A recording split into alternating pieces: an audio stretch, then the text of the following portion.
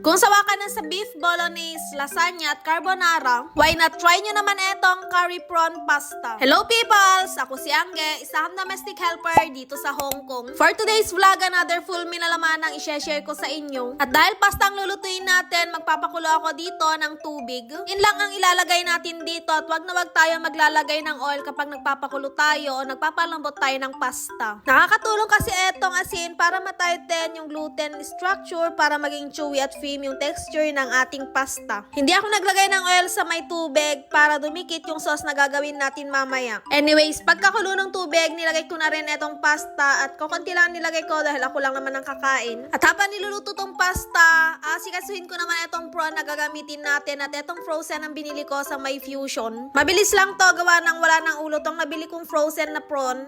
Kaya naman babalatan ko lang to, tatanggalin ko yung bituka dito sa may likod niya. Kailangan ko din tong linisan ng maigi kahit pa wala na tong ulo dahil medyo madulas to at medyo malansa. Anyways, isang balot lang ng prawn ang ginamit ko dito, gawa ng ako lang ang kakain. Kaya kung lulutuan mo yung mga amo mo, ay depende na sa'yo kung gaano kadami at kung gaano kadami ang kakain. After kong hugasan yung prawn, isusunod ko naman yung mga gulay. Kung sa mga western ay pinapartner nila kapag nagluluto sila o kumakain sila ng kanilang mga pasta, ay pinapartneran nila ito ng salad. Pero dito sa ating curry prawn pasta ay papartneran ko to ng mga gulay. Pag ganitong wala ang mga amo ko, nag-explore ako ng iba't iba pang mga recipe para pag uwi nila dito sa Hong Kong ay meron nga akong bagong recipe para sa kanila ipapatry. Hindi din kasi natin alam kung nagsasawa na ba sila sa mga pinapatry natin na paulit-ulit. Kaya naman kahit wala yung mga amo ko dito ay gustong-gusto ko, gawa nga na nakapag-explore ako ng iba pang recipe. Anyways, pagkatapos ko ihanda yung mga gulay ay eto naman ako, hugasan ko to ng maigi. Bale, 2 beses ko tong hinugasan para matanggal yung mga lupang nakadikit.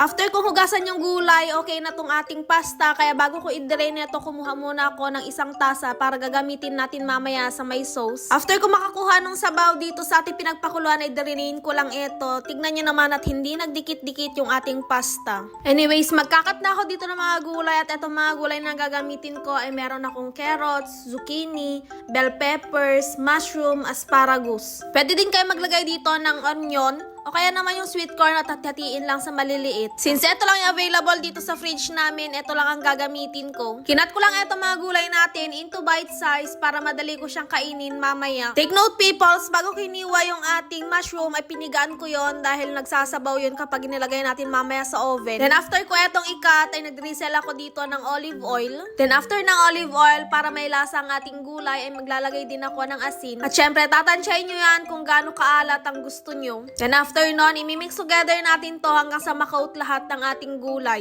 At saka ako naman ito pinaghiwa-hiwalay para hindi mag-overlapping. Magre-release kasi itong gulay natin ng moisture habang niluluto dito sa loob ng oven, kaya imbis na medyo maganda ang pagkakaluto ay magiging sagi ito. Inilagay ko na ito sa oven at lulutuin naman na natin yung sauce ng ating pasta. Dito sa pan, naglagay ako ng konting olive oil at saka ako naglagay ng butter. Isasabay ko dito yung ating curry powder na igigisa. 2 kutsarita lang yung ginamit ko dito at isasabay ko sa paggisa ang ating onion, ginger at ang ating garlic. Etong recipe natin na to ay napaka-easy peasy dahil napakasimple lang yung mga rekado natin. Anyways, kapag nangamoy na yung curry powder na ginigisa natin, i-add ko na dito yung niyadyad kong ginger. At bago pa nga ako makalimot ay nag-add din ako dito ng turmeric powder. At saka naman natin to gisa-gisahin hanggang sa maamoy na natin yung turmeric.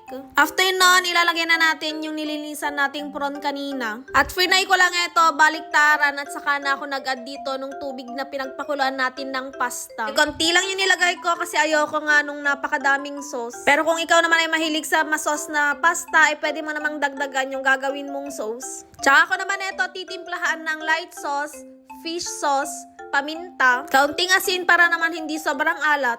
Tsaka natin halu-haluin para mag-mix together yung mga nilagay nating sangkap. After nun, kung pasok na sa panlasa mo yung timpla, ay lalagyan na natin to ng coconut milk. At kapag okay na, itinanggal ko lang dito yung mga prawn at saka ko naman i-add yung ating pasta na niluto. Syempre, pinatay ko na dito yung apoy para hindi naman ma-overcook yung ating coconut milk. Imimix together natin to hanggang sa makaut lahat yung pasta. Then after that, syempre, hindi mawawala mawala sa vlog ni Angge in HK ang kanyang pagple-plating. At para mapadali yung trabaho ko dahil ako lang naman ang kakain, ikinamay ko na yung prawn para ilipat dito sa ating pasta. Syempre, kung lulutuin mo naman to para sa mga amo mo, mas maganda na gamitan natin to ng tong. Optional lang pero nag-sprinkle ako dito ng chili flakes. Masarap to kapag merong lime kaya nag-add din ako. Syempre, lalagay na rin natin at sasama sa plating yung ni-roast natin kaninang mga gulay sa oven. Kung kadalasan sa mga western na pinapartner nila sa mga pasta nila ay garlic bread o ka naman focaccia, dito naman sa ginawa ko, papartneran ko to ng pita bread.